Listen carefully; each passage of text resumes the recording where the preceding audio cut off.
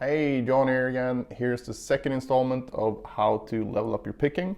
So I want to cover two things today.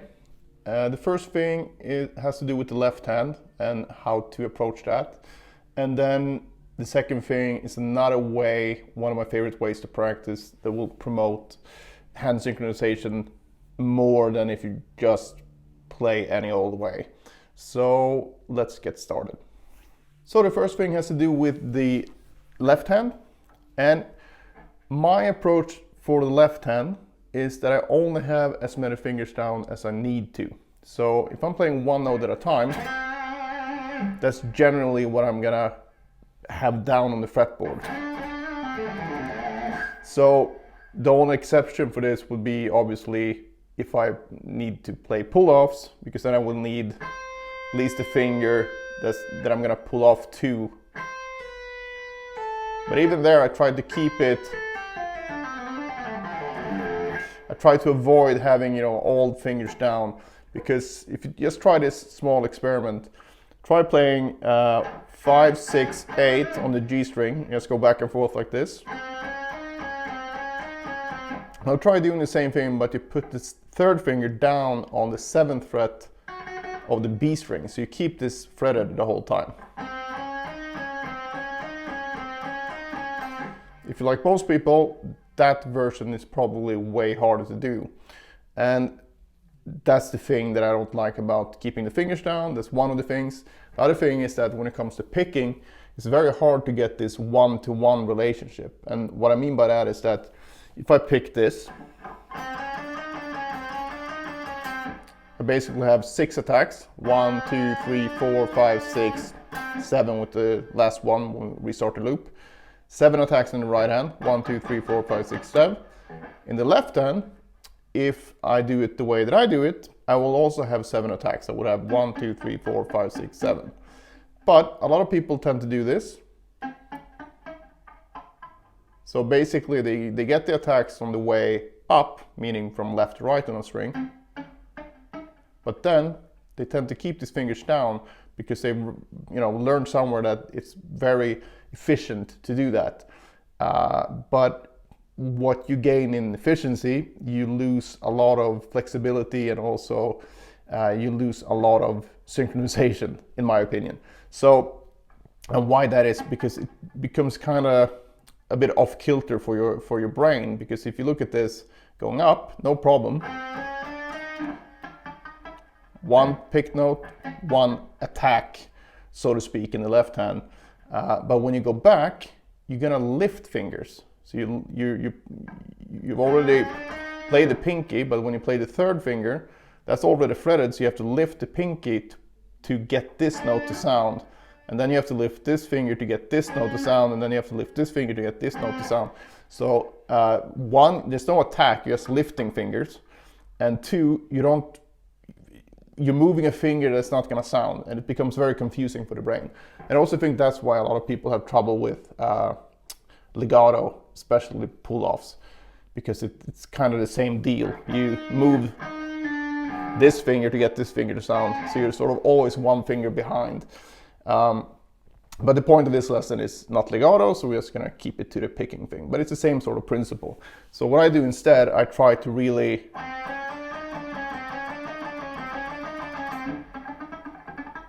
get the same amount of attacks in the left hand. And it has nothing to do with lifting the fingers, like do anything like that. Because when I tell students this, they become like, oh, so I should lift my fingers a lot? No, you don't need to do that. As long as you get an attack sounds very dramatic, but it's just the fact that you can feel a rhythmic attack in the left hand. So you're not sort of just lifting fingers that are not gonna sound. So basically, if I just do the descending version,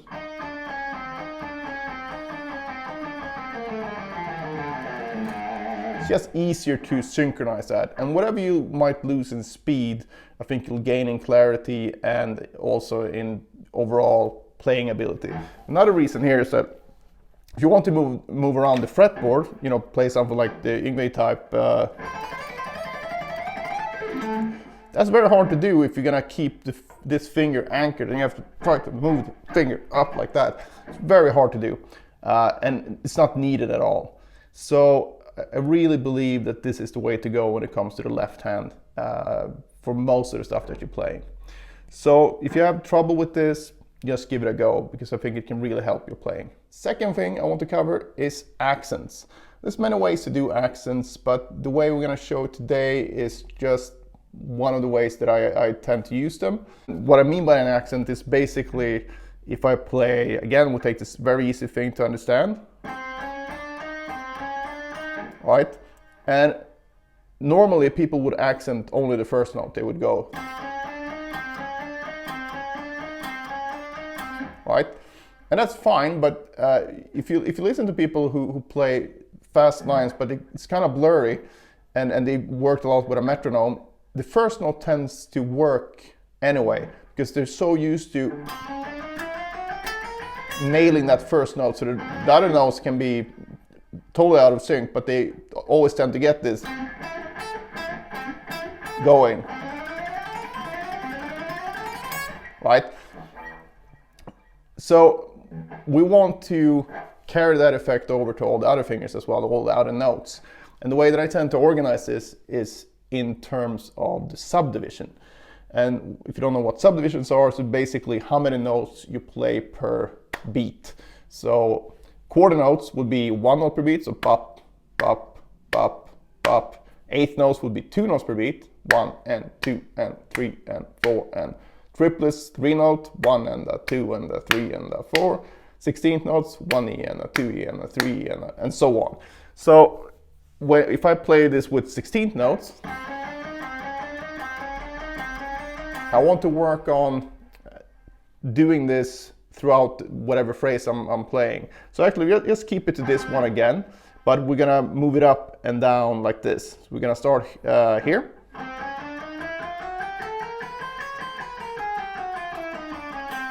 So basically up, move up a fret, down, and back. So now we're going to do this in 16th notes, so that's 4 notes per beat. And you want to do this with a metronome eventually, but I'm just going to use my foot here. I have a carpet, so you might not hear it that well. But first off, I'm just going to accent the downbeat first, so the first 16th note. And when I accent, I try not to do this. I don't want any type of accent that's going to change the way that I play, right? Because that's going to really disturb your overall timing. So the accent is quite subtle. And this accent introduces something that I call the spotlight effect. So that's just one of my terms for it. So this probably doesn't mean anything to anyone else. But what I mean by that is that when you put an accent on a note, it creates sort of this spotlight effect on that note. So you're gonna realize much quicker that, oh, that note was out of sync, or that wasn't so clean, and things like that, much easier than if you didn't do it. And you're gonna find that especially on the notes that are gonna be on the 2nd, 3rd, and 4th subdivision, because those are gonna be weaker to the ear, because anything that hits the downbeat is gonna stick out more. Hence my thing about people who play, you know, really fast but kind of sloppy, but generally the first note tends to be in sync. Anyway, so I'm gonna play the first one now. So 1, 2, 3, 4, 1, 2, 3, 4, 1, 2, 3, 4, 1, 2, 3, 4, 1, 2, 3, 4, 1, 2, 3, 4, 1. And you might not even hear this much, and hopefully you can't see it, but it's more of a thing for yourself. So you bring your focus to that note. So it's almost more like a mental accent is what I tell my students. And that might sound weird and woo-woo, but it's just you putting your focus on a particular note in the subdivision. So that was just the 1. I'm going to accent the 2 instead. But I'm not going to change the rhythm. I'm still going to land on the downbeat here. So I'm still going to go 1, 2, 3, 4, 1, 2, 3, 4, 1, 2, 3, 4. Yes, the only difference is I'm going to accent the upbeat now, or the 2nd 16th, so that's going to be with an upstroke. So there's going to be 1, 2, 3, 4, 1, 2, 3, 4, 1, 2, 3, 4, 1, 2, 3, 4, 1, 2, 3, 4, 1, 2, 3, 4, 1. Then I do the same thing with the third 16th. So 1, 2, 3, 4, 1, 2, 3, 4, 1, 2, 3, 4, 1, 2, 3, 4, 1, 2, 3, 4, 1, 2, 3, 4, 1. And you also kind of want to sort of whack that finger a bit harder, because that tends to really connect the hands, I feel. So try that as well, and this will really help your synchronization. So we're gonna do the fourth 16th now. So 1, 2, 3, 4, 1, 2, 3, 4, 1, 2, 3, 4, 1, 2, 3, 4, 1, 2, 3, 4, 1, 2, 3, 4, 1. And obviously this is kind of a obvious example, since we're 4 notes per beat and 4 notes per string and whatever. But it can be a good thing to start with at first if you feel that this is challenging. But eventually you just want to apply this to anything you're practicing. So if I'm practicing, let's say, just a descending A minor scale here, and I want to do this in 16th notes, I would do it like this. So 1, 2, 3, 4, 1, 2, 3, 4, 1, 2, 3, 4, 1, 2, 3, 4, 1, 2, 3, 4, 1. So I extended it now so I would actually end on a beat, but that doesn't really matter. So and then I do if that worked, I move on to the second 16th note. So 1, 2, 3, 4, 1, 2, 3, 4, 1, 2, 3, 4, 1, 2, 3, 4, 1, 2, 3, 4, 1. Third, 1, 2, 3, 4, 1, 2, 3, 4, 1, 2, 3, 4, 1, 2, 3, 4, 1, 2, 3, 4, 1. 1, 2, 3, 4, 1, 2, 3, 4, 1, 2, 3, 4, 1, 2, 3, 4, 1, 2, 3, 4, 1. And when you do this, you're gonna notice that, hey, I can't play as fast anymore. And that's great, because when you practice, you want to focus on the accuracy. So, and you can't really fool yourself when you do this, because either you're really with it when it comes to each accent or you're not. So it's gonna slow you down, but again, this is part of your practice, so you're not trying to impress anyone here. So practicing this way, I promise, will clean up your overall playing a lot. So don't worry about the speed, and also don't worry about okay, so I can accent the first 16th way easier than hitting the second and the fourth, for example. But that's totally fine. So you can absolutely do this at different tempos. And to be honest, I usually don't even use a metronome for this, because I want to be able to shift tempos quite easily. So let's say I take this thing again and I play the first one. So I might go 1, 2, 3, 4, 1, 2, 3, 4, 1, 2, 3, 4, 1, 2, 3, 4, 1, 2, 3, 4, 1. And then for the second 16th note, maybe I need to slow it down way more. So I go 1, 2, 3, 4, 1, 2, 3, 4, 1, 2, 3, 4, 1, 2, 3, 4, 1, 2, 3, 4, 1. So that's totally okay. And the only thing here is that I really think that you should work on tapping your foot and making sure that your foot is solid on the 1 the whole time. So just because you're accenting the second or the third 16th, you don't start tapping on that, all right? And this will be easier to get together if you do it without a metronome at first, because that metronome is only going to introduce another factor of difficulty when you work on this stuff. But if you do it with the foot and you do what I do here, you actually count.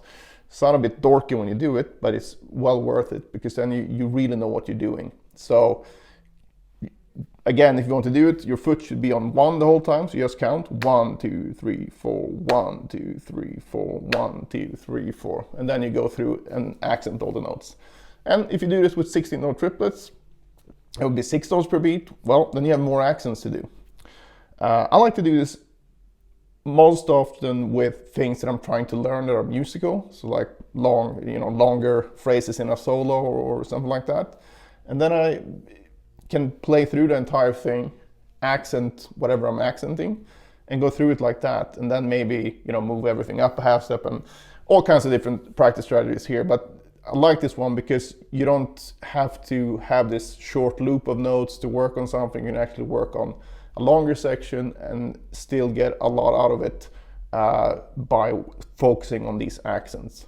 And like I said, I promise you, if you actually start implementing this stuff into your practice routine, it's another tool in your guitar technique toolbox, and it can really help you to develop a much better hand synchronization, as well as a host of other stuff like your timing and your ability to just nail different parts of the subdivision. So it's a very, very important practice technique. All right, so hope you enjoyed these 2 tips and really give them a try.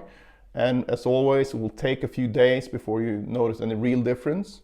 But if you have any questions, just email me back and I will try to answer them as quickly as possible, and see you in the next one.